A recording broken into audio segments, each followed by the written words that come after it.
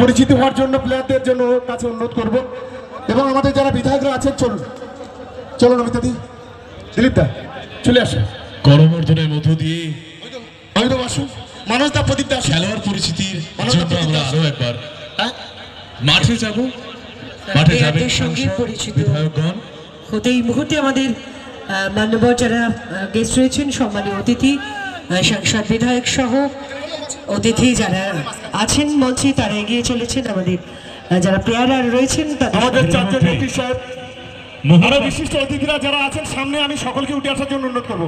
সবাই চলে এসো। মোহনবাগানও মাঠে নেমেছে এসেছে চলে এসো। দুই দল, অনবদ্য প্লেয়ার এবং দুর্দান্ত ফুটবল। হাই ভোল্টেজ ম্যাচ দিয়ে শুরু হচ্ছে আজকে গ্র্যান্ড ফিনালে। মাননীয় বিধায়ক শওকত মোল্লা মহাশয়ের ঐকান্তিক উদ্যোগে এই এমএলএ কাপ নকআউট ফুটবল টুর্নামেন্টের শেষ লগ্নের দুর্দান্ত খেলা। একটু পরিচয় আপনাদের সাথেও করিয়ে দিই ইস্ট বেঙ্গলের তরফ থেকে। গোলকি সংগ্রাম এবং অর্ণব, সৌমিক, অভিষেক, পাটি, মাঠটা খালি করে দিন ভাই। দীপক, মাঠটা খালি করে দাও ভাই, পুরো মাঠটা খালি করে দাও। রকি সকলকে অনুরোধ করবো মাঠের বাইরে চলে যান এবং মেহতাব। সমস্ত ছেলেদের বলবো মাঠের বাইরে চলে যাও।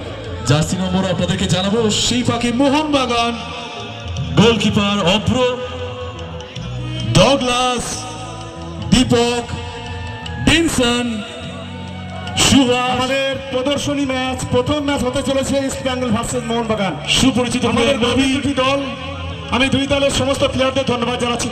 মাঠটা খালি করো, মাঠটা খালি করো, মাঠটা খালি করো।